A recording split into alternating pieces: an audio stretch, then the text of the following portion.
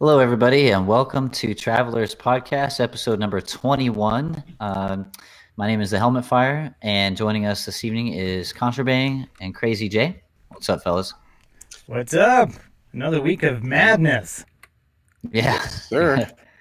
Angel Zero should be joining us here in a little while, so if she beams in, don't be alarmed. She's part of the crew. So, yeah, we got some pretty cool stuff to talk about this week. We're gonna talk about the this week at Bungie, and then we're gonna get into Bungie's Festival of the Lost teaser, I suppose you'll call it, that they put out today. So that's really cool. A lot of great stuff there. So, geez, what's a good starting point? I guess with the TWAB. What do you think, guys? What do we got? We got updates, roadmap. We got the malfeasance, the meatball boss. We got stuff to talk about with him. We can start with Gambit and Meatball Boss. It's a good start. All right. It says here. So the biggest thing is they're doing, and one of the updates on the 30th, they're gonna make it so it spawns more often. And basically, they're still basing it on the curse weeks. Like, we're in the second week of the curse, and next week's the full blown curse. On full curse weeks, it will have still a higher chance to spawn than other weeks. But what they're doing is basically on full curse week, it's going to be almost as often as the regular primeval boss, which is really cool. But they did say the caveat will be is the rewards you get now that are set for beating it a second and a third time will be randomized now as a result, which I think that's a fair trade-off. What do you guys think? Yeah, so it's basically we have like what 4 or 3 malfeasance bosses, and then now this boss will not malfeasance, primevals. Now this boss will spawn just as much as the other 2. So I think that's a good idea, and the whole trade-off of like is it emblem and a sparrow or something like that? There's a sparrow, a ship. Those were the rewards for beating it the second and third time. Yeah. And then I think the emblem was just random, period. Okay. Which I would still love to get. I've never had it spawn a second time. So far only once. So. Yeah, same for me. Contra, what about you? I like it. I don't have any luck with anything in this game anymore, so you guys keep talking, and then when I have something that I've seen, I'll just chip in. I'm still at 524. The grind is real, and it's a pain in the butt for me. You got family and school and a whole bunch of other stuff going on too. So that's understandable. I mean, but so just real quick to that point, what do you think? Are you happy about the grind? Like the fact that for someone with a busy schedule like yours that you really aren't running out of content? How do you feel about that? No, I'm not running out of content. Every week I have something to do, and with websites I'm gonna give a shout out to LightGG and websites like that, and even the Destiny Item Manager, because they do help you keep track of those quests and where everything's going on. And the fact that you can get powerful gear out of nearly every activity, it does give you some sort of roadmap, which is something that was missing before. Now you can go in on a specific week and you have 8 things to do that are going to give you that legendary gear that's going to get your light level up. So you're no longer stuck just doing random activities and crossing your fingers. There's actually a way for you to do it. It's a slow way to do it. I mean, the big things are still the raid. The big things are still the quests. The big things are still working with Hawthorne and any of her bounties with your clanmates. I mean, there's still a lot of quicker ways to do it, but at least for someone like me who goes in a couple hours a week, then I still have 8 things that I can do and take care of. Yeah. No, I think it's great. The cool thing about this power leveling system now is there's different tiers to the rewards. You have like your tier 1 powerful engrams, your tier 2, your tier 3, and like I think tier 4, whatever. And like you gotta know in what order to do them to maximize your grind. So like if you're like at this point now, all my characters, or my 2 characters, I'm working on a third. I can just do like the raid and Petra's bounties and Shadow Throw, and I'm good to go. I don't gotta do anything else. But if you're lower power, then you have to do all 8 of them or whatever. But do them in certain orders to maximize your grind. So I like it. Yeah, I'm definitely. I finally am getting up to the 570s range on, well, my main for sure, and now my alts are. I'm carrying them back up to or up to the 570 range. So, which is great for me because that's the light I wanted to hit before I even try the raid. Mm. So I've seen the raid. I've been in your stream, Jay, and watched the raid. So Oh I have yeah. a pretty good understanding of what to do and where. I mean, it's not the same. I'm still not close to 600. I'm like in the middle, just getting raid ready. And then Jay, you stream, so you get to put in a lot of time, and you're crushing it. So, it's pretty cool, that dynamic. You get to see it from a bunch of different perspectives. But even from the hardcore all the way down to the casual, there's always still something to do. Now it's not going to be as much to do in 6 months, but that's what new events and the new DLCs coming that are going to fill those gaps. So we can talk about that later. But anyway, kind of getting back on track here. So uh, the update calendar. So yeah, Gambit specifically. So the biggest thing was the Malfeasance boss spawn race, and then they're actually working on quitter protection. It seems like they've been implementing some quitter penalty stuff twice now, I believe, and they've pulled it both times as it was still causing issues. And what's up, Jay? You got No, something to add to that? no, just reading chat. Okay, yeah. And it's oh hey, put Jeff. Anyway, we're not gonna go there. So but here's the big thing. So I know that Bungie was talking about changing the aim assist on Sleeper Simulant. I out of all these updates, I haven't seen something that says anything about that. Feel free to correct me if I'm wrong. But what they are changing right now is the ammo economy for power ammo and Gambit. So basically, Sleeper ammo crate will grant 2 shots down from 4. So that should lessen the amount of Sleeper spam that we have going on. We'll see. Swords ammo crate grants 12 sword ammo up from 6. So that's actually really cool. Swords are fun in any capacity. And then what I find really interesting about that dynamic is if you are one of the lucky people that have Black Talon, that's 2 or 3 more projectiles you get to throw as a result, and they can map people. It's freaking awesome. Now the sleeper thing, I think this is a great change personally to start off, but the most interesting thing is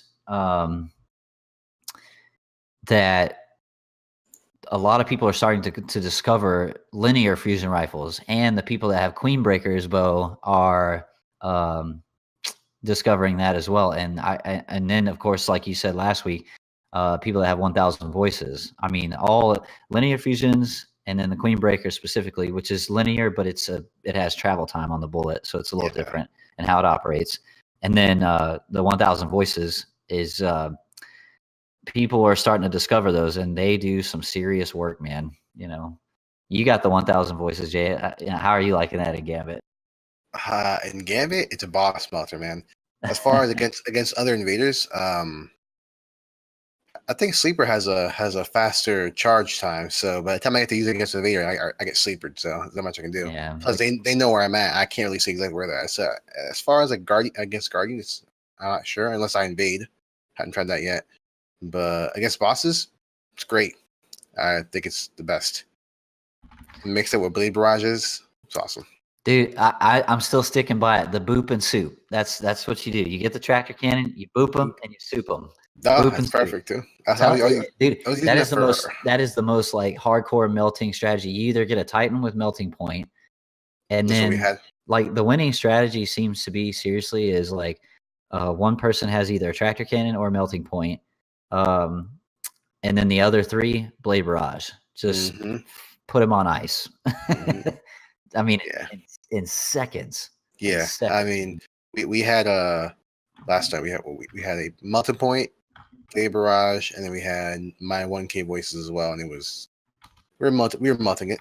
It's good, really good strategy. Yeah. Boop and soup TM. Yeah. I'm saying, hey, trademark that. When I'm playing with my best friend, he helped me with the machinima, but he's not active on social media or anything.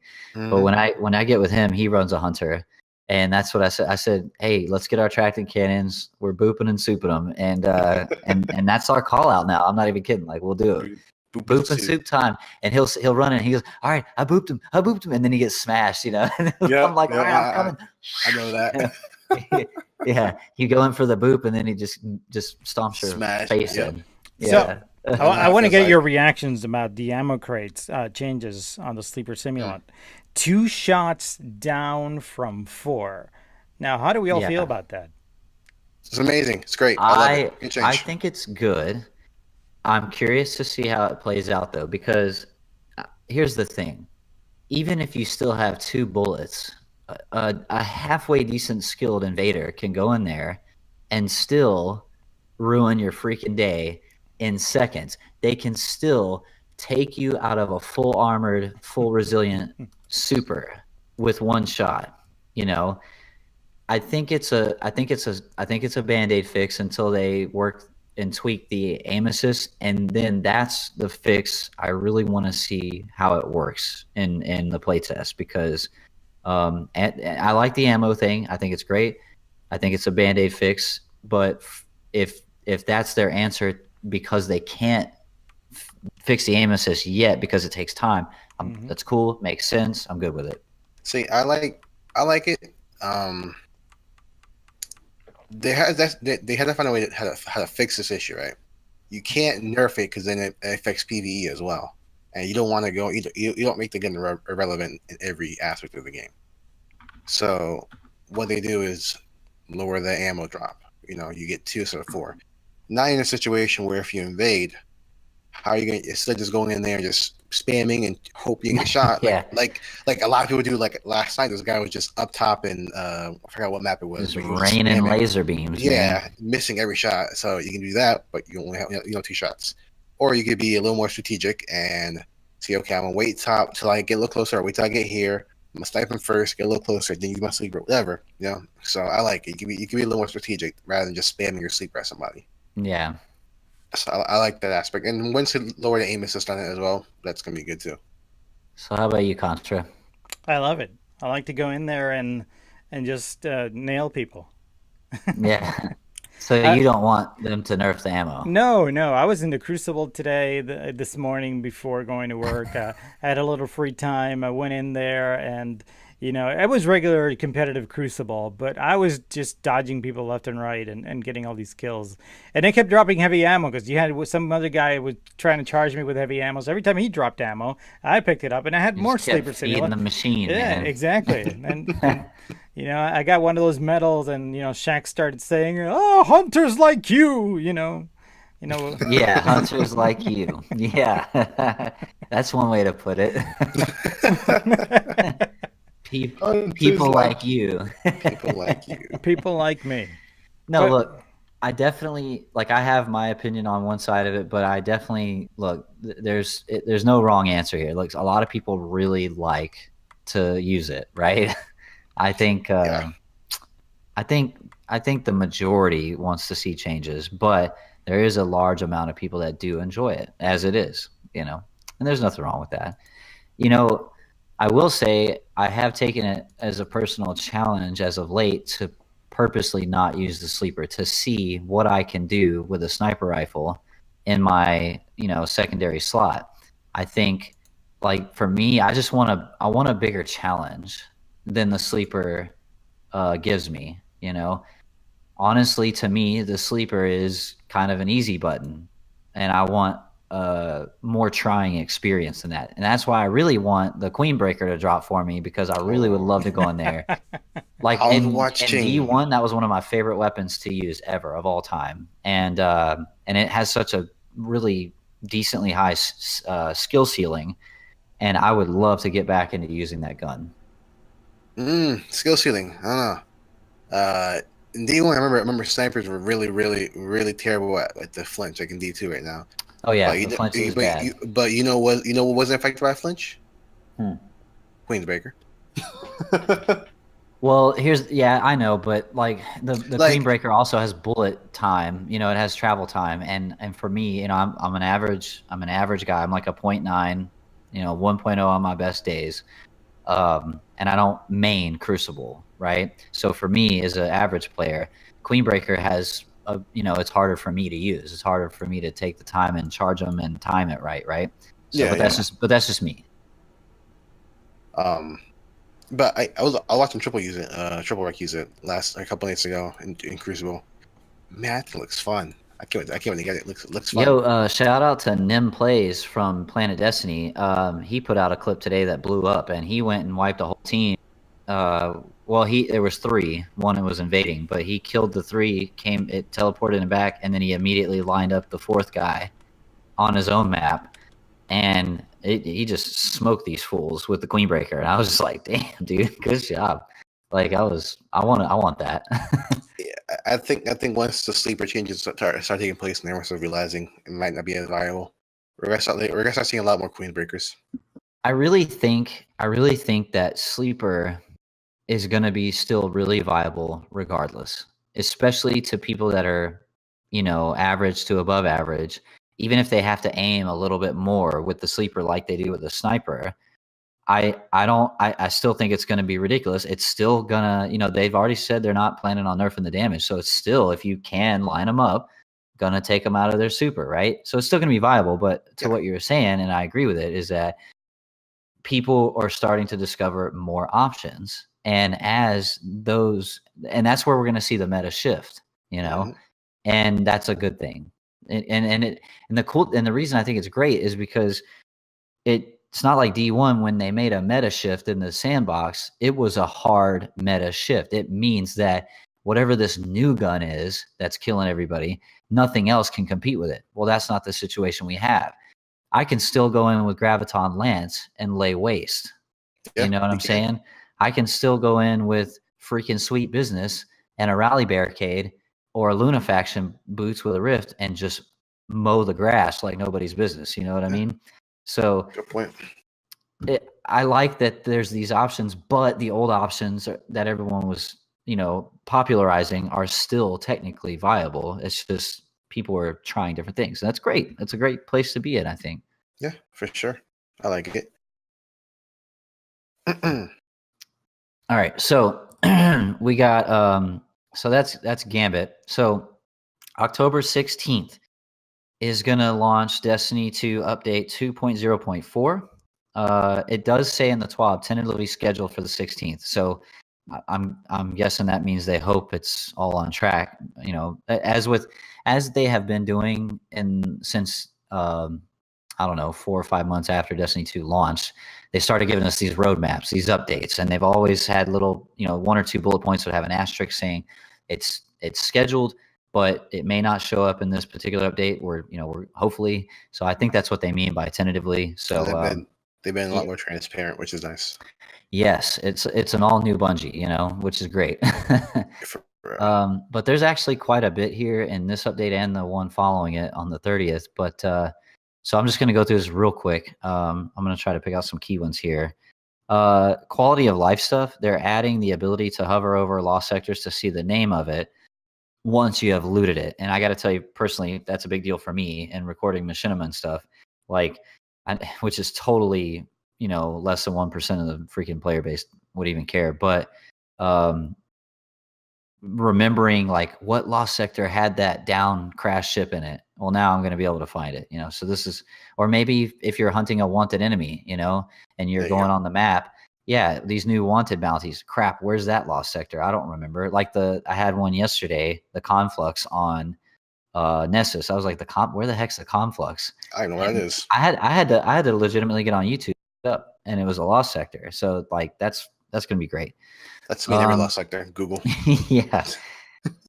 Hey, do you guys like Edge Transit? Have you gotten one by chance? Oh no, man, no, I haven't gotten that gun yet. It's really it's the best gun in the game. It's basically year 2 Gallahorn. I don't know if you knew that. I need it so bad. I'm getting someone's gonna come through the screen in a second and choke me out. No, so what they're doing is they're adding more weapons to the loot pool to offset the drop rate of Edge Transit. Holla freaking Luya, right? For real. Fire and Flood, Zenobia D, and Crooked Fang are going to help offset those drops. So that's going to be great. That's amazing. Thank you very much. They're finally getting around to increasing the scout rifle damage in PvE. I think the percentage they said before was like 15%. It's supposed to be pretty hefty. I don't think their nerf to scout rifles was intentional in the first place. I don't think so. I'll have to check. We'll have to check Reddit on that one. But they probably, my guess is they probably went to go nerf it for PvP, and then they nerfed it for PvE and for non-players in Gambit. But now they're probably just doing the opposite. It was a spaghetti code problem. They touched it in one place and it screwed it up in the others, and that's just how the code of the game works, man. Which, by the way, I like they could do that now. I don't think they could do that in Destiny 1, could they? They could. I think it's the same scenario though. It's like they can do it, but they have to be really careful when they do it because everything's interconnected. Yeah. Okay. Yeah, that's a long form discussion about like when hopefully they'll upgrade their engine for the next game and dedicated servers. I mean, that's a rabbit hole we can get down in later. Yeah, wishful thinking. Hoping for Destiny 3, right? But anyway, so they fixed a bug where prime engrams were going straight to the postmaster at the end of Christmas. They'll show alongside other end of match rewards now, which is nice. They're adding transmat effects to collections under the flare category. That's actually really, really cool. I was actually wondering why that wasn't in the Forsaken update, to be honest. And but now they're adding it. Sounds to me like something they probably had planned and it just didn't make ship.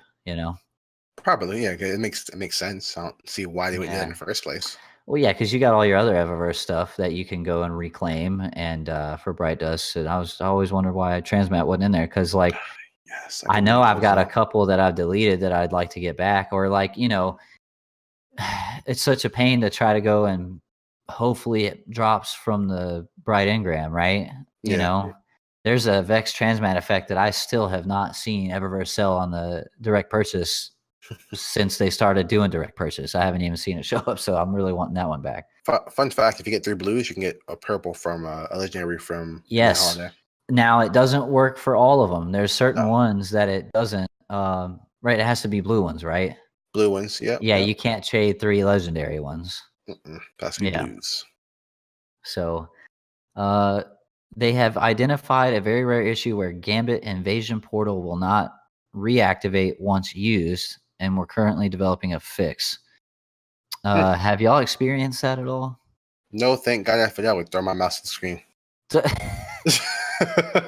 I feel like I may have possibly, but it was so hard to tell. It was like a guy went through the portal and I'm waiting on it to come back up, and the enemy team's primeval spawned, and I'm like, and the portal wasn't coming up, but then I heard an audio cue like my teammate invaded, so it's possible that I turned around for 2 seconds and they just jumped in real quick, but I really wasn't sure, and it just didn't come back open for a really long time.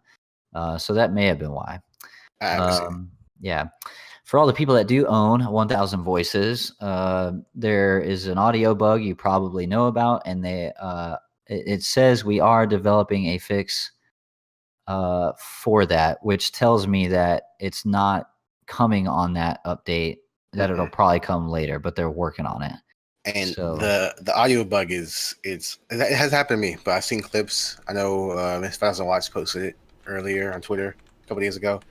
It's loud. It's so loud. You have to lower the volume down on your headsets. It's unbearably loud. It's bad. So yeah, it happens. Yeah, it happens when you're strafing or jumping. So I haven't had that happen to me yet, thank God. But if you're flying around and you're shooting it, it'll do it. Oh, yeah, wow. Or if you're strafing, yeah, it's really freaking loud, dude. It's definitely 1000 voices. Literally, yeah, literally 1000 voices. Yeah, it's bad. Gotcha. And it's only you. The whole lobby can hear it. Your fire team and the other team. Holy crap! Yeah. Bad. And one more little quality of life thing on this one is so you're going to be able to track up to 3 pursuits now. So for me, I'm really excited about this because right now I'm tracking my broadsword quest steps, but then there's times where I want to go check something else, and you can only do 1, and I'm like, oh, what the crap, Yeah. I think in Destiny 1, Age of Triumph, at the end there, they had a way where you could track 3 or 4 things. So I'm glad to see that come back. So one of those things where like, why didn't you bring that back in the first place? But Hey, yeah, and you know what? It's so funny because we have a lot of those things, right? It's like, why didn't it just come back? But honestly, like what they've done with Forsaken and the way they've really turned the game around, man, it's really admirable. And I'm so looking forward to more of that, you know. So you guys got any thoughts on any of those fixes? Anything to add before we go on to the next update? No. No. I'm good. Good update. Let's see. All right. Yeah, I know. Yeah, no, that's going to come on the 16th, which is at the same time Festival of the Lost is coming out. We're going to get to that towards the end of the show. So the next one is update 2.0.5, scheduled for October 30th. It also says they're in development, so stuff could change, but this is what they have lined up so far. Rebalancing functionality of distribution dynamo perks, requiring players to be near opponents for super energy benefits. So it sounds like just a rework of how the perk is intended to work versus the way it's working right now. I know the dynamo perks are pretty good. They have to do with like health regen and stuff, right? I have no idea. Yeah, I believe so. And I think that's another thing that a lot of players are still discovering is like we're not used to having such diverse armor perks, like a selection of armor perks, right? So we're so busy right now with the lack of masterwork economy and us trying to upgrade the gear we like to use while we're building our light level that we really, a lot of people forget, like that's not our focus. Like what do you call that? Min maxing is not really the player priority right now because we're still getting that light up. We're still picking and choosing which pieces we even want to infuse because it's so hard to infuse. And I think if you take a look and you actually go into your armor pieces that you like, and it is amazing what you can do with min maxing. Like check out dynamo perks, check out the flinch assist perks, like on chest pieces, like sniper or energy weapon flinch reduction, things like that. And then you can look at some of the most popular ones are like special ammo and heavy ammo finder, you know. So like you get 2 pieces of armor with heavy ammo finder and then another 2 with special. That's a problem solved in and of itself in PvE, right? But then you look at all your min maxing for your like if you want to run a shotgun build, I have on my gloves, I have a shotgun perk that gives me more shotgun ammo. Okay. And then I have like energy weapon anti-flinch. So I'm going to flinch less while being shot while I'm using a shotgun or whatever. And then you look at the weapon mod system, which is amazing. Like you got the masterwork perk that you can max out, you know, so that's like an extra 10 points on whatever stat that is. You got a bunch of good mods like sway reduction or counterbalance, you know, Icarus grip for more in-air accuracy if that's your game. Dude, there is so much. There's a lot of perks out there. Like, and I think the armor perk is the one section that people are still yet to really dig into, you know? I haven't really looked at armor perks yet, honestly. Like those transcendent blessings that you get to kind of purge the Riven's Curse on the Reverie Dawn set, you know, that it comes with the Riven's Curse mod where you do like 25% more damage, but you take damage. Well, if you get the transcendent blessings from the, you know, Dreaming City bounties and stuff, it basically gives you the benefit without the cost, you know, without the negative. And I just got like my 4th one of those, so I need 1 more. And then the cool thing about that is you don't even have to apply them to the Reverie Dawn set. You can put them on any armor pieces. So I'm kind of hoarding them until I get to like 600 and I get the pieces I like. And I haven't got any of them yet.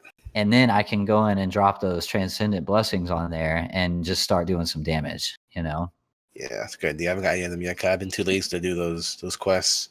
Some of them are pretty easy. One of the ones is like kill the big abyssal knights in the Ascendant challenges, and then you're done, you know? So there's some, they're not that bad. I gotta do them. I've been too busy focusing on power and getting the raid done. I forgot all about that. So now going on, we got buffs and some more buffs. Sound good? Yeah, we got. We're getting buff. Come on. we're, we're getting increased to sword damage and PvE to address player feedback. Notice how they actually type that out, to address player feedback. So in other words, hey, we're doing this because that's what you wanted, and you get some more PvE damage, and you get some more PvE damage. And I'm like, it's no longer we're listening. It's like we're doing this for We're you. doing So it. shut up. yeah, I guess Nike called them up, so they're doing it. Yeah. they're So doing it. anyway, slightly increased fusion rifle damage. That's pretty cool, and I wonder if linears are in that or not. It might not be, because fusions are technically their own thing, whereas linear fusions. So Are different. increasing the viability of malfeasance in PvE and Gambit activities. That's big. That's big. It is. You know, I'm happy with it. That's great. It needs it. It really does. Because when we talked earlier about viable options in the meta, malfeasance is not one of them. Nope. You know? And considering all the steps you need to take to get it, you would think it has to be viable. Yeah. So. Yeah. Malfeasance effect, blah, blah, blah, explosion. There was a comment. It's just a random user. I don't know. Said that in the video, when he showed it off, there was one of those canister explosions in the background. And that's why it looked so big. But I haven't seen it. So. I'll just say this: if you go look at it again, I would venture to disagree with that. I mean, because the explosion comes directly after a bullet impact, the fifth one, and the color of the explosion is congruent with the malfeasance visual effects. So that's just my take on it. But anyway, it's a small ask, although that's what made it look so cool. You know, when an exotic causes it. You know, they had the same issue with the Dragonfly perk. In its original iteration, you could not even barely see the damn thing. You had to really look to see a little sparkle of color come off the dead body of this thing you just killed, and it was supposed to be an explosion. And then finally, the community voiced their opinion enough about it.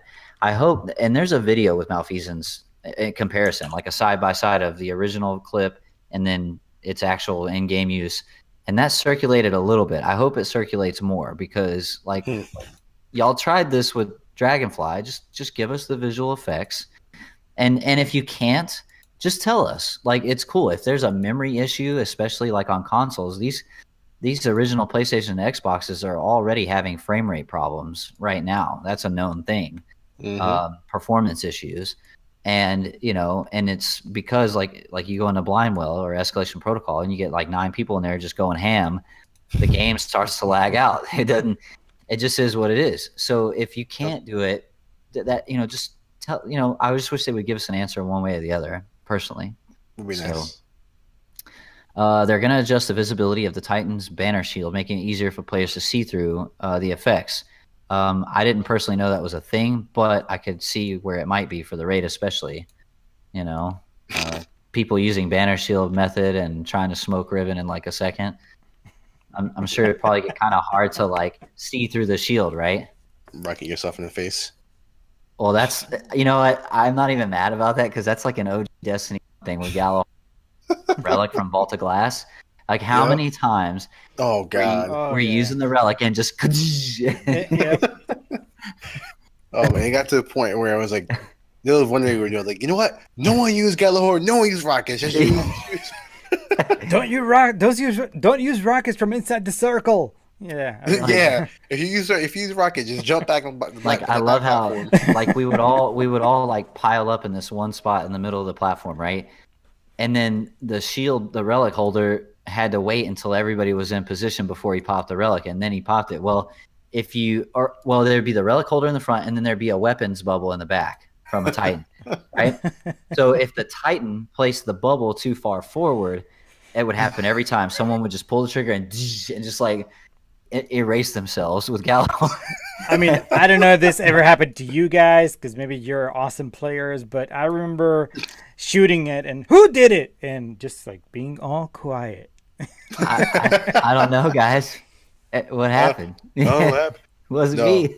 My favorite is I've blown myself up many a time, and on hard mode when you you can't get res. Oh man, dude.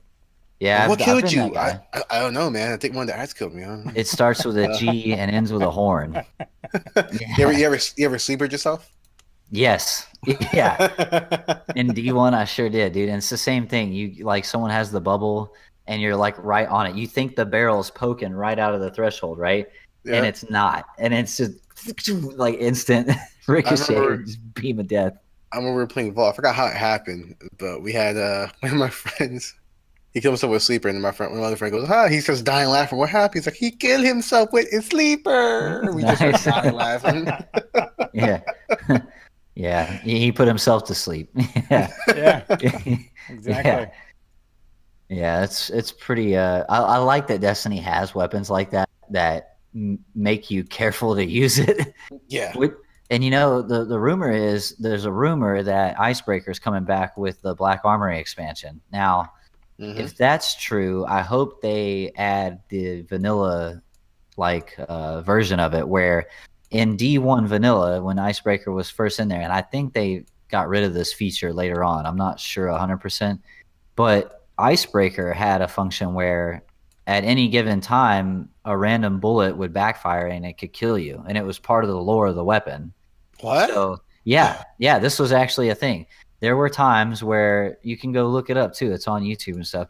Like the person, you know, because it's an auto reloading sniper rifle, right? And something about the lore with it. Yeah, it tells you like handle at your own risk or something, and it could kill you. It tells you that in the gun description. So there are times it's a real low chance of it happening, but there are times where you go pachoo, pachoo, and then good, and you just like blow yourself up.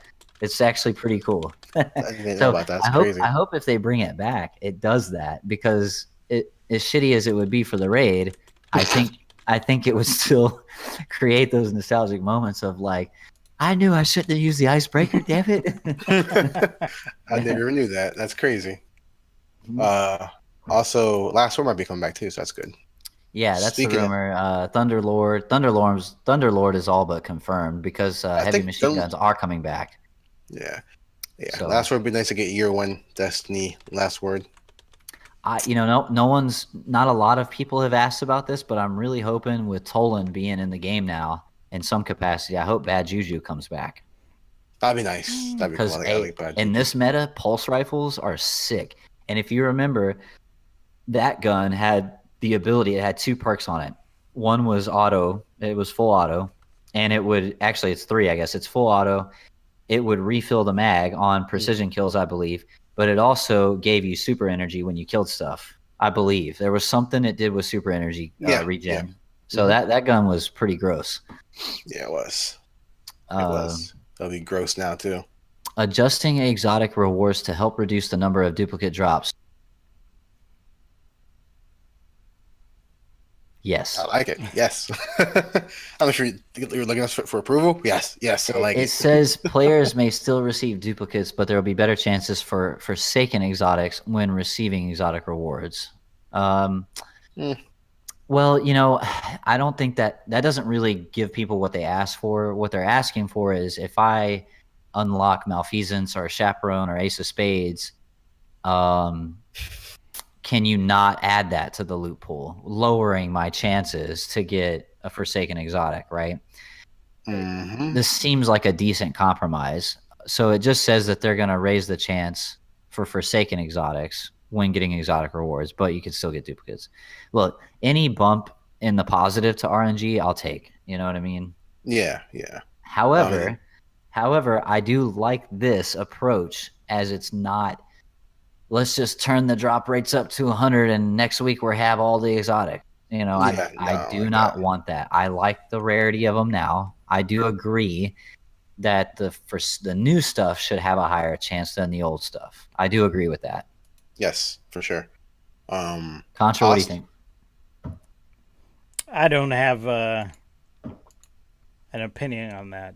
I mean, you guys know my opinion. What did you just say to me? You don't have an opinion? Do you know what this is? A podcast. This is a podcast. You're supposed to have an opinion.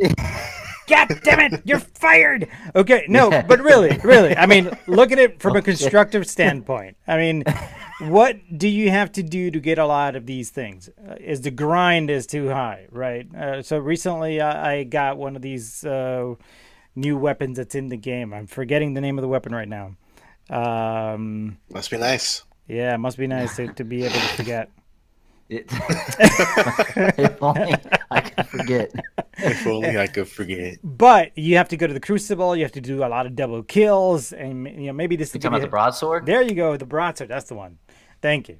I'm working on it. Yeah, I'm working on that one too. But one of the things I was reading on the internet and Reddit and some videos was, oh, these are too hard. It's going to take me like 800 hours. I'm a casual player. I'm never going to get this. And then by the time I get this, 2,000 people are going to have it in the Crucible, and it's no longer going to be fun.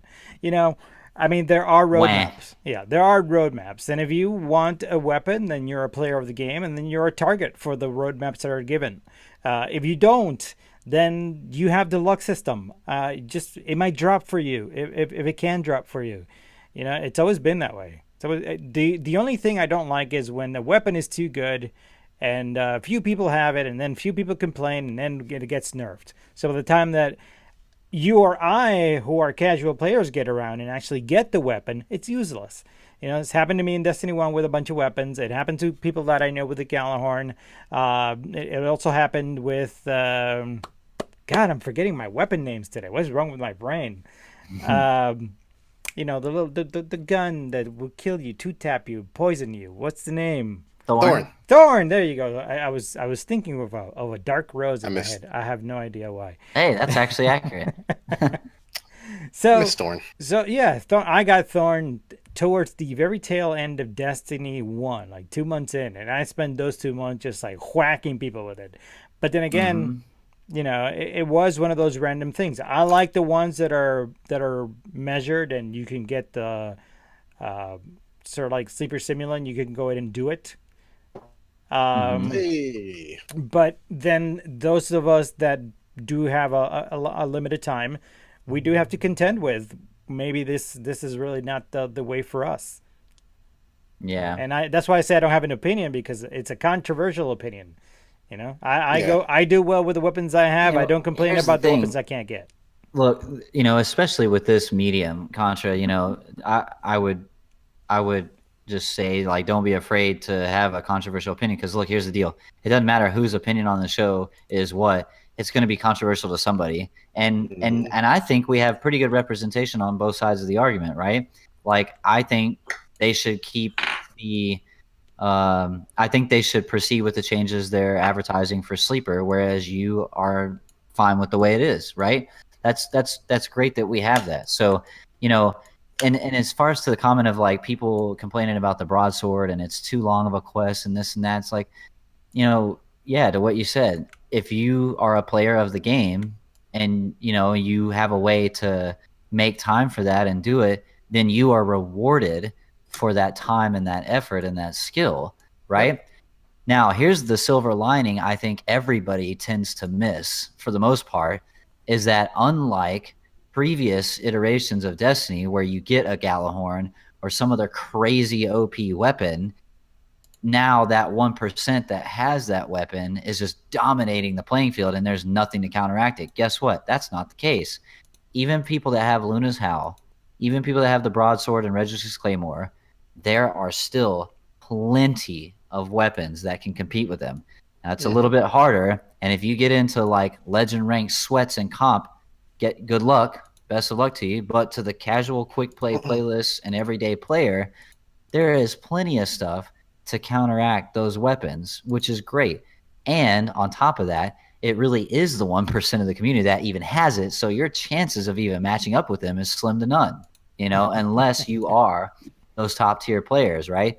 I mean, once in a while, I think I saw the broadsword. I think I've seen it one time in Crucible since Forsaken launched in the quick play playlist, mind you. I think I've seen it one time, So your chances of running into that are rare unless you're working sweats and grinding for the weapons yourself, right? So I have seen a shit ton of those hounds though. I've seen a lot more of those. Yeah, and you know what? Like I said, it's a 3-tap hand cannon. If they get the 3-tap, the next, isn't it possible it can 2-tap if you get the perk to proc or something? Yeah, it's possible to 2-tap. Right, but you got to work for it. And here's the thing, Jay, you're a PvP guy. You're what I would call above average. You're really good. And what is your opinion on being able to counter said weapons? How easy or difficult is it for you? Luna's House. I mean, it's a 3-tap and 2-tap if you're lucky. So it's not like you're not guaranteed to get 2-tapped every time you face somebody. So it's Are not there like other hand cannons available to the masses that are 3-tap? no, I don't think so. Yeah, I don't. Better Devils can 3-tap. Or that was Yeah, Crimson can it? Crimson can too. Here's the thing. There's not enough hand cans out there that can compete with Ace of Spades, Luna's House. Yeah, Better Devils can compete. 3-tap. You just said Ace of Spades. That's not Luna's Howl. But it's an exotic, right? There's no legendaries out there that can compete. I think Better Devils can. Let's just assume for the scenario you got 2 Guardians that are max light, max resilience, right? So in that vein, I'm pretty sure there's at least a couple of hand cannons that are 3-tap, and I know some of the slower firing 110 archetypes can do it, right? Mm-hmm. Yeah. So my point to the whole thing there are other hand cannons that can compete. Is it going to be a little bit harder? Are you going to have to work for it a little bit more? Yes, but the Luna's House, it's still super situational though, right? It's in other words, it's not a one and done. You're never no. That's what I'm getting at, right? Yeah, no. You can compete on Luna's House, but it's a little bit harder. To me, there's not enough legendaries out there legendary hand cannons that can compete with Luna's Howl or Ace of Spades. Like I have a buddy of mine who doesn't have Forsaken yet, whatever, and he can't use any other hand cannon to compete against Luna's Howl. He has a Dire Promise, and even that didn't do much. Not Dire Promise. He has Dire's Promise. No, he can't. What about Midnight Coup? Well, Midnight Coup's not a 3-tap because it's a 180 archetype, right? Yeah, no, it's like a faster firing. I'm talking faster firing. Yeah. Anyway, my whole point to that but you're right. There are counter. It's not a G-Horn situation where it's I have the one gun and you're never gonna get it because of XYZ, and if you don't have it, you're screwed. That's not the world we live in today with Destiny. I don't think. Yeah, the point I'm trying to make is just there's not a lot of legendary hand cannons that can compete with the Luna's Howl. You got Ace of Spades, but then let's say if only my Tragic Cannon can't do that. Right. So on the flip side of that argument, isn't that a good thing though? Because if you're going to put in the time, shouldn't there be a reason to own it? What, for the Ace of Spades? No, for the Lunas. True. Very true. Mm-hmm. The thing is though, there's not. It's a situation where you're not going to please everybody. Yeah, so you got to kind of pick a side, right? I'm a big hand cannon guy. I like my hand cannon. So D1, at least I had my Palindrome, I had my Eyes on Luna, but now in Destiny 2, it's like either Ace of Spades or Luna's Howl. I know you're grinding for the Luna, so I know you're gonna get it. So when you do, I'll be really looking forward to your experience with it. We're gonna go into that once you get it. So yeah, I'll do some weapon testing and probably imagine and see what's what. Angel, how you doing? Good. Busy. Yeah, no, we got you. We're glad you made it. So real quick, we were just talking about the update 2.0.5, where they're increasing. We've been talking about a lot of updates, but where we are right now, the next thing we're going to pull up here is the chance. So this is update 2.0.5 scheduled for October 30th. And this bullet point says the chance for Nightfall unique rewards to drop will increase each time a Nightfall is completed without a unique drop. So I'm really happy about that because there actually are some Nightfalls that have some really top tier weapons to chase, at least from what it seems like. That pulse rifle for the Corrupted Strike looks really good. What do y'all think? Grenade launcher from the Lake of Shadows is really up there now.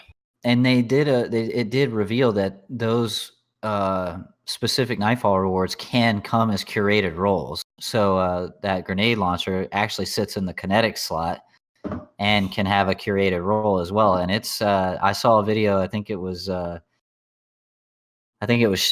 Destiny Fun Police. He was rocking the 3 grenade launchers essentially. He had the one from the Nightfall Strike, Fighting Lion, and Play of the Game.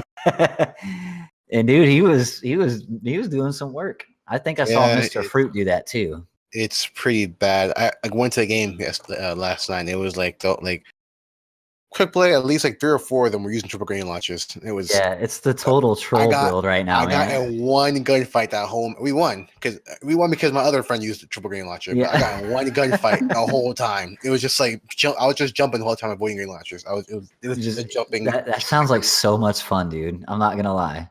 That sounds fun. like so much on fun. the receiving end. It's not fun on the receiving end at all. Oh, it never is, right? No. That's like you ever. So remember in D1, you know, we were talking about G-Horn a little bit ago, and like we were laughing about how we would accidentally kill ourselves in the bubble in Atheon with the relic and stuff. Like, see, Angel laughs. She already knows. Like, how many times we've all been there, right? Oh yeah. But like, then you go into Crucible, and if someone killed you in Crucible with G-Horn, you're like, really? Like, that wasn't even necessary, dude. It's like I want to do that. I want to do that new emote where I throw up the red card, like penalty. Dude. Like, this isn't necessary. Like, you just erased the molecules in my body. like you could have just settled for a grenade kill, but you just erased my existence. Yeah, I remember that. We got killed by Gahan. You're just like, that was like a troll. It was a troll move for sure. It's fun to do though. I was that person just to do that.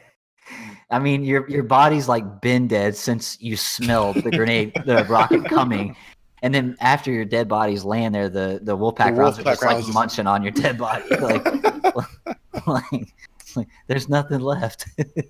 Now there's a meme on the internet going around, and I'm going to put it on the stream there. For people to play Gambit, and they use Sleeper Simulant. So it's a guy with a crutch. 2 crutches, actually. Yes. Absolutely. I agree. I kind of agree with it, I gotta say. Perfect. Yes. That's so awesome, man. Crutches. Yeah, dude. No kidding. It really needs an adjustment. But like you were saying about the Gallahorn, that's exactly how you feel when somebody kills you with it. When it's you doing the killing, you're fine. You're like, oh, stop complaining. Just go get it. But when you get killed with it, it's like, my God, you're such a noob. You can't shoot. Yeah. I actually yelled out loud yesterday or today. I can't remember when. I was playing Crucible or Gambit, and somebody killed me with the Queen Breaker. And then I got killed with mostly that game. They were all rocking. Like 2 of them had linear fusion rifle, and then the other one had the Queen Breaker. And dude, these guys were like invasion gods. They were just melting our team. It was embarrassing. But you know, I remember yelling out loud. I'm like, you know what? Thank you for using something that's not Sleeper, because I get it. It works. It's effective. But right now, you're asserting your dominance over me, and obviously are way better with linear fusions and Queen Breaker. And I'm like, you know what? I'm getting taken advantage of to be PG, and I'm liking it right now. You know what I mean? That's a type of punishment that I can get into. You can respect it. You can respect it. Yeah. You know, it takes a little bit more effort. You know, the Queen Breaker, man. It's such a. I want that weapon back. That's actually one of my all-time favorite exotics that they've ever done. When you're getting wrecked by triple grenade launchers, you don't respect that. No, triple grenade launcher, dude. I want to run that strike. Just is that's not part of the options this week, is it? No, it was last week's. It was last week. Leaky Shadows, whatever it is. Yeah. Well, the Corrupted drops a pretty cool weapon, doesn't it? That's the pulse rifle, the Dreaming City pulse rifle. I haven't seen that one. Yeah, no, it's actually really good from what I've been seeing. And then I know Warden of Nothing Strike drops this hand cannon that apparently is. Like if you get I forget the name of this hand cannon, but it says it's a 2-bullet burst hand cannon. But if you get the curated roll, it comes with a perk called 4th Time's the Charm. So it works like triple tap, except it's like it's some play on that, but it's like 2 bullets instead of 1 come back or something like that. So that's one that's out there for y'all to chase for those that are interested while it's up this week.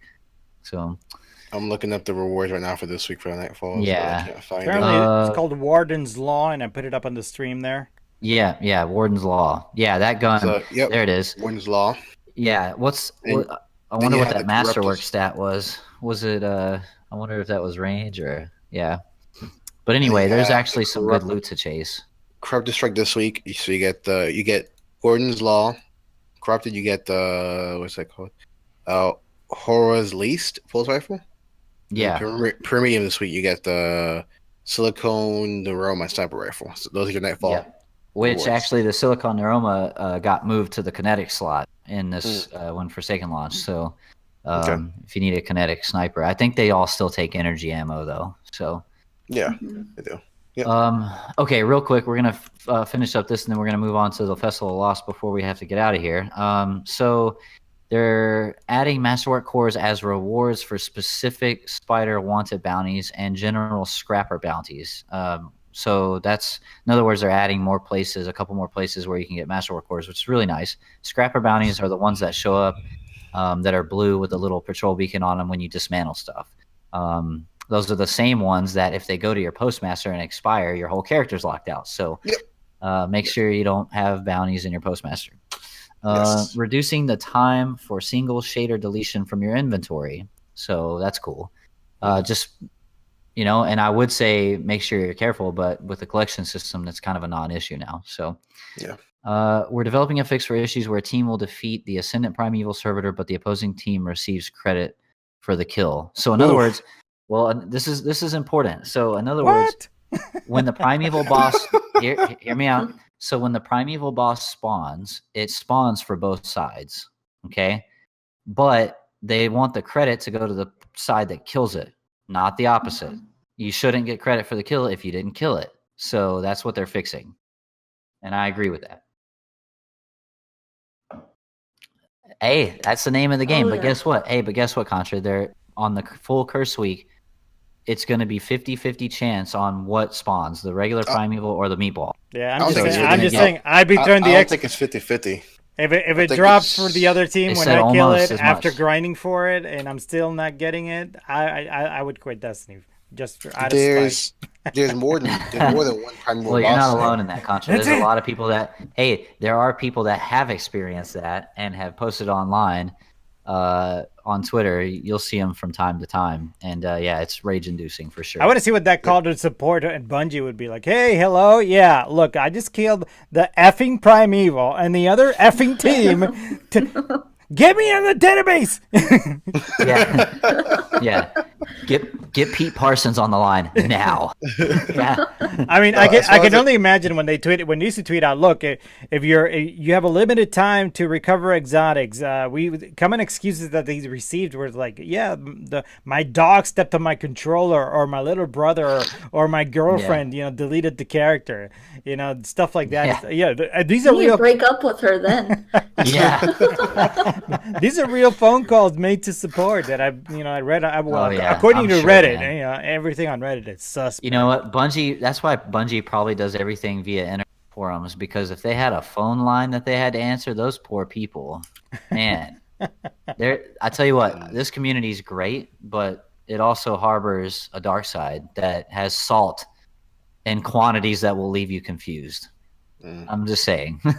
So if you had to answer those phone calls, if you had to field those phone calls, you better be making a lot of money to justify that kind of pain. Trust me, I used to work for technical support, and taking those phone calls were never fun. So I can only imagine like Destiny 2 salt community. No. Yeah. But go back to the point about 50-50. Thank you for calling Destiny 2 salt words. I mean, back to the point about the Primeval bosses. It's not 50-50 because there's more than one type of Primeval bosses, so it's gonna spawn as much as the other ones. It'd be like the line's so long. It's like, now serving number 3,275,000,000. It's like, thank you for calling Activision. We're the average wait time for today's calls are 2 hours and 35 minutes. 37 years. 2 days. Yeah. All right. So lots of updates coming up, but the one most pressing, or the ones coming up the soonest, I guess, is October 16th, which is bringing Festival of Lost. So they're bringing that back. Yes, I'm very excited about that. So this year they're doing it with a little bit of a twist. So there's like a murder mystery to solve, right? Someone iced off Master Ives, and we got to figure out who it is. However, that actually doesn't come, and this is the part that's kind of interesting, is like the Festival of Lost will span 3 weeks. So it will go from the 16th, I believe, and we'll go all the way until, what is this? it's 3 weeks long. I forget. I can't look at my calendar right this second. Let's see. To the 6th of November, and then the master. I guess the murder solving part isn't going to start. That's not going to start until the 30th. But everything else is going to start on the 16th. Now, what they're going to bring is Amanda Holiday is running the show this time. They still haven't had word from Eva Levante. Supposedly she's still alive, but no one's heard from her in a long time, so we don't know. You know, whatever happens, hopefully she's cool. They are going to have new triumphs available to earn. Holiday will offer daily bounties that reward fragmented souls. These items can be used to purchase Festival of Lost masks as well as horror story legendary auto rifle. What do y'all think about that? I'm happy. Mask, yay! I love it. Eva Levante is gonna come back as Taken, as a raid boss, as a Screeb. Oh no. I'll feel sad, but I'll shoot her. I don't care. What if she came back cosplaying for Halloween as a Screeb? I will shoot her on sight. No, because then she'd blow up. We don't want her to blow up. Oh man. No. But no, as far as like the whole event, I like it.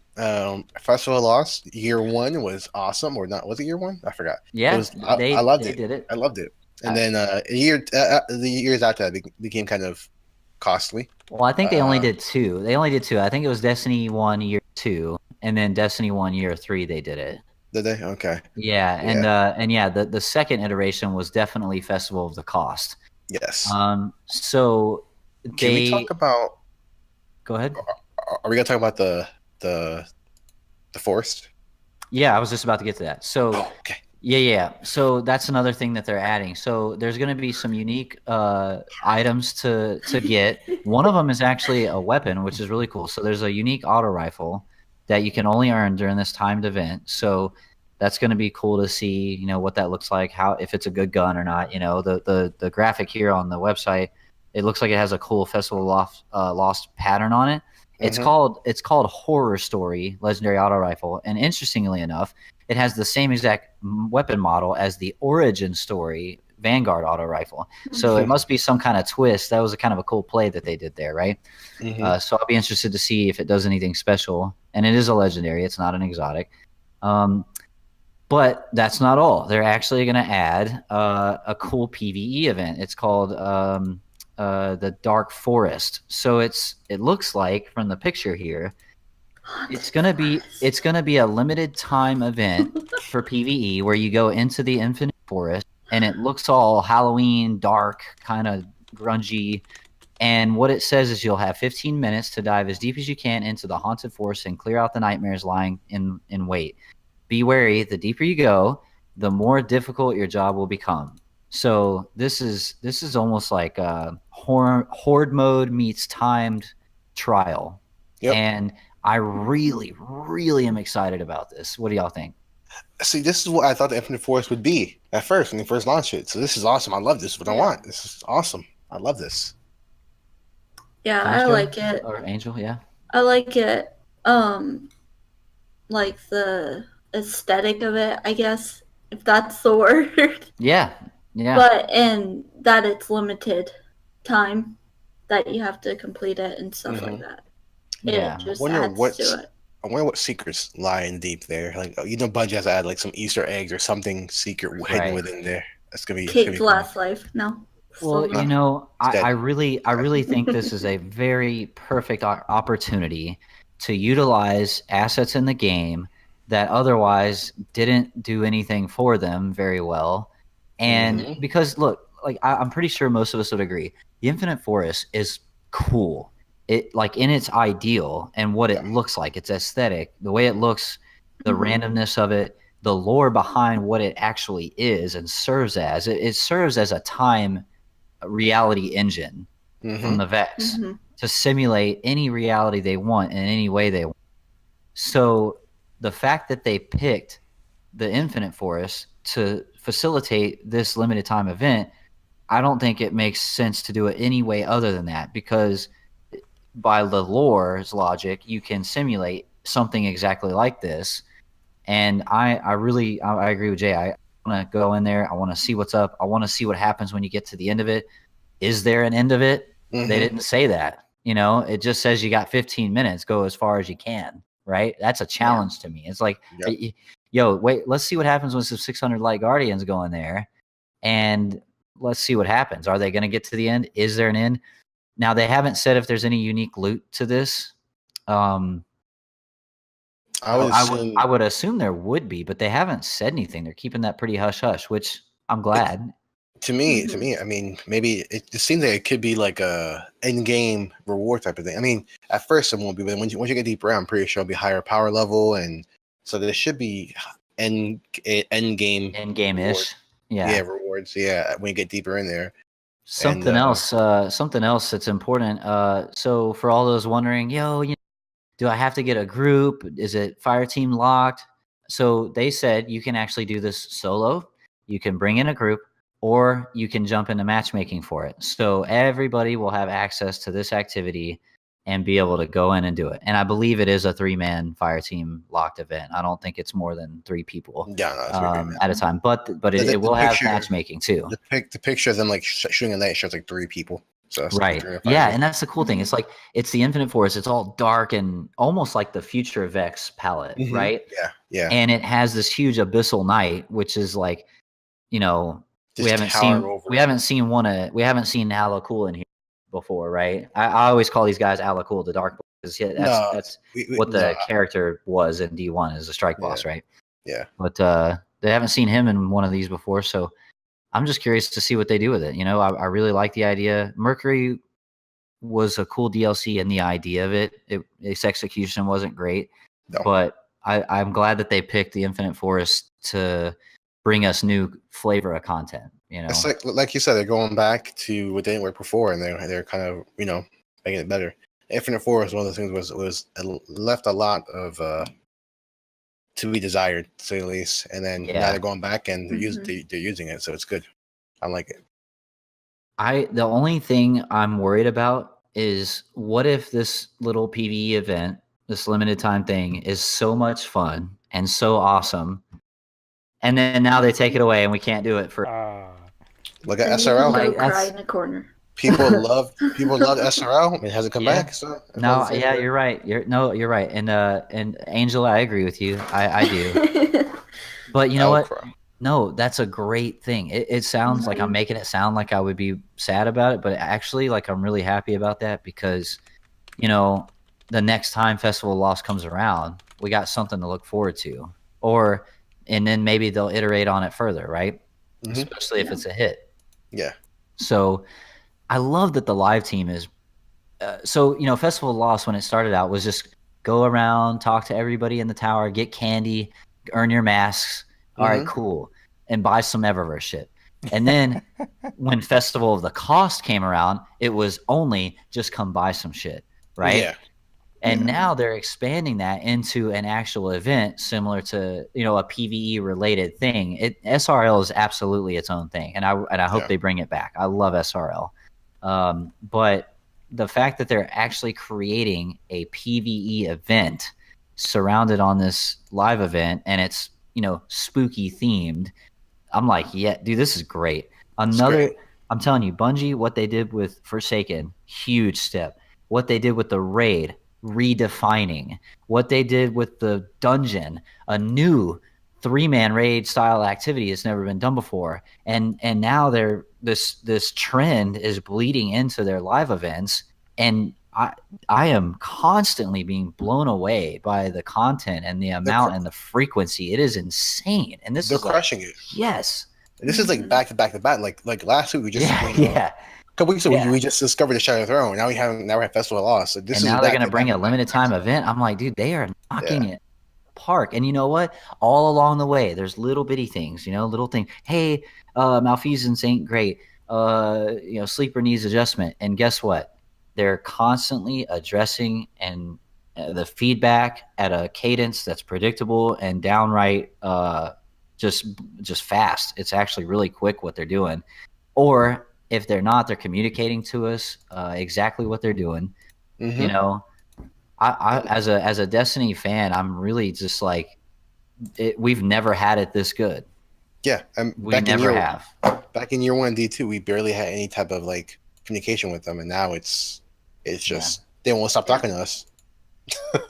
Yeah, Cloud L Triple XV says he wants the kitty ghost, and that's I'm the same. Yes. Like, yeah, let's talk about the rewards, and then we'll wrap up the show. But like so they showed some pictures of some of the rewards. They showed a couple of new emotes. You know, there's one with a little guitar, and there's this new crazy funny dance that I don't know what it's from, but it looks really familiar.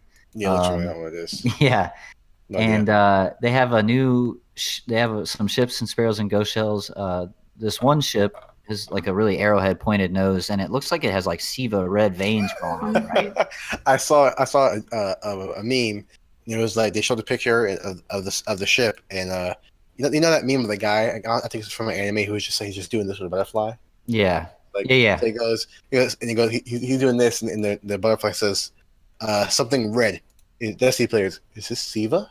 Yeah. Like a lot of people. Well, you know, there's a ghost shell in Eververse right now that looks like a Siva node. I don't remember what it's called, but it more or less is a freaking Siva node, right?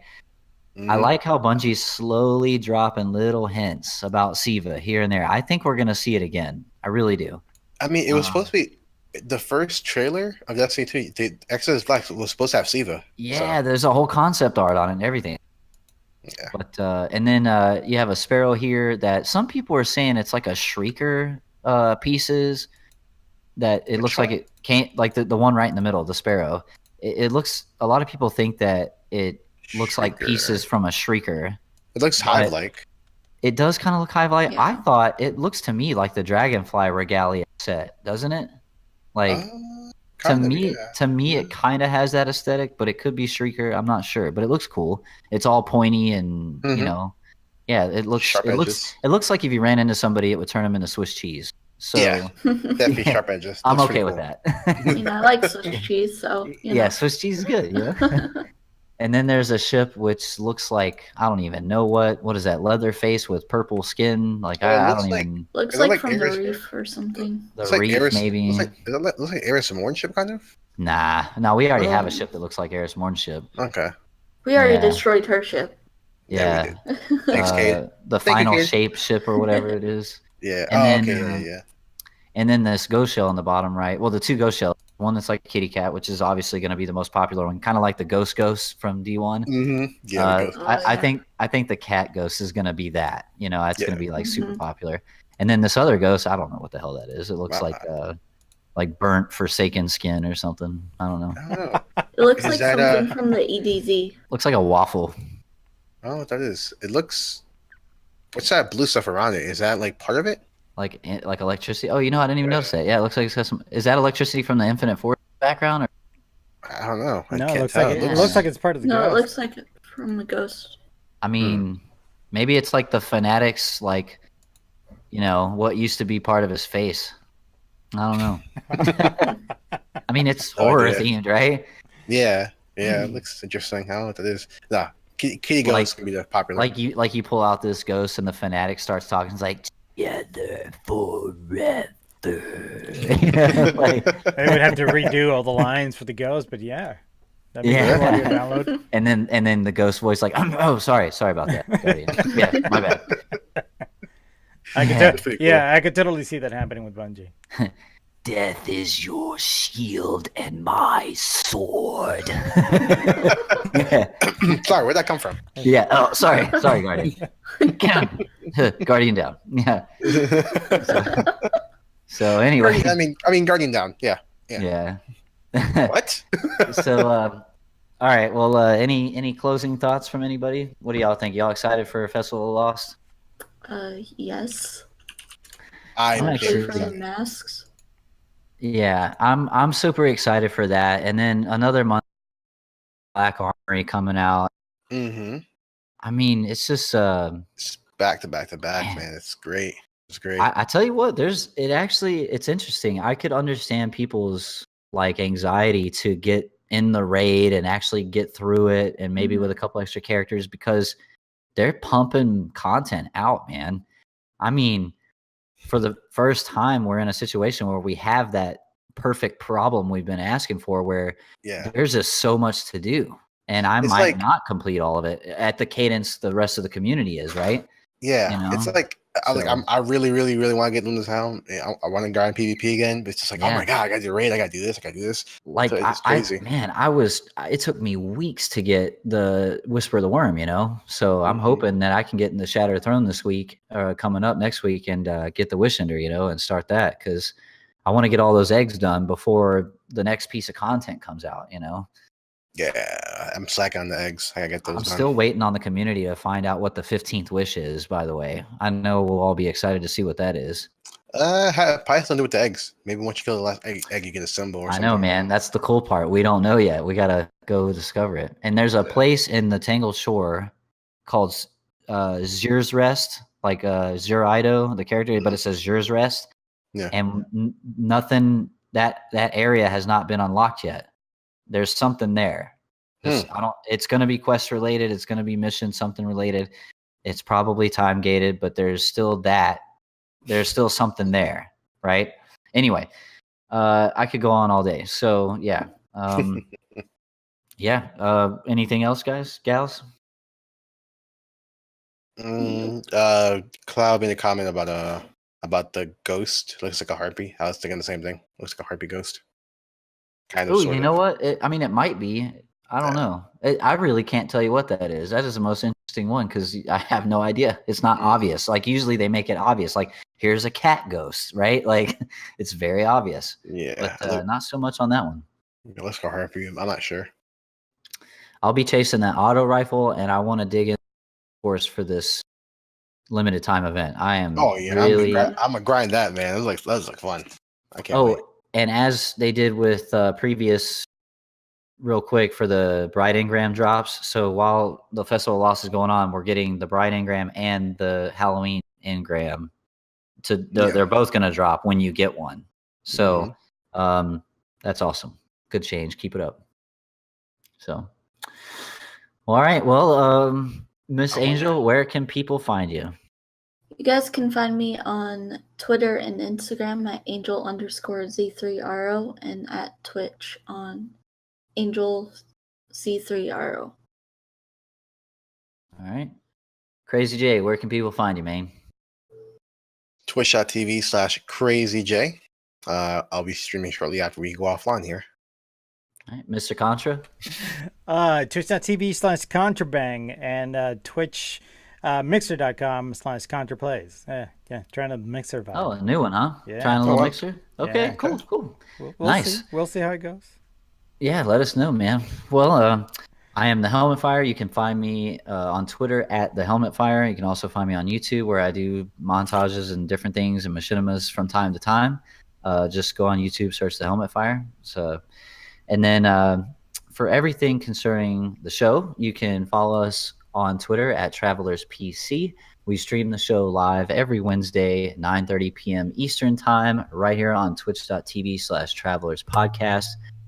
You can also find us on iTunes and SoundCloud. Little public service announcement. We are switching up our subscription for SoundCloud. So you will see less frequency of upload for the audio version of the show, though they will continue to be uploaded there. For the foreseeable future, the show will be usually uploaded to YouTube the day after the live broadcast, typically. So definitely, if you're not subscribed on YouTube, just search us on YouTube, Travelers Podcast. Drop that subscribe, hit the notification bell to on. That way you never miss an episode. You're going to see a lot of great content from all of us here at Travelers, as well as a lot of special guests that we've had. Most recently, the likes of Brandon O'Neill, who acted and portrayed Prince Aldrin. We just recently had Mr. Richard Slonocron, who also does motion capture for Cade 6 and other characters in Destiny. So as I said before, make sure you hit up our YouTube so you can see the live show after the fact and turn on those notifications so you don't miss anything. So thanks, everybody, for tuning in this week. Make sure to catch us next week right here on Travelers. Bye, guys. Bye. See y'all then.